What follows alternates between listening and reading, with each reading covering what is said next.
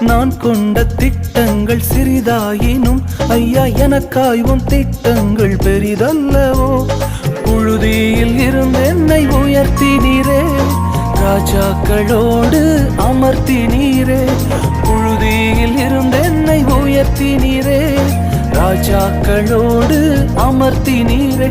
உந்தன் கிருபைகளை எண்ணி நான் பாடுவேன், உந்தன் மகிமைதனை தினம் நான் ருசிப்பேன். அல்லேலுயா அல்லேலுயா அல்லேலுயா அல்லேலுயா. உம்மை உயர்த்துவதே எங்கள் நோக்கமையா, உம்மை பாடுவதே எங்கள் மேன்மையா. உம்மை உயர்த்துவதே எங்கள் நோக்கமையா, உம்மை பாடுவதே எங்கள் மேன்மையா.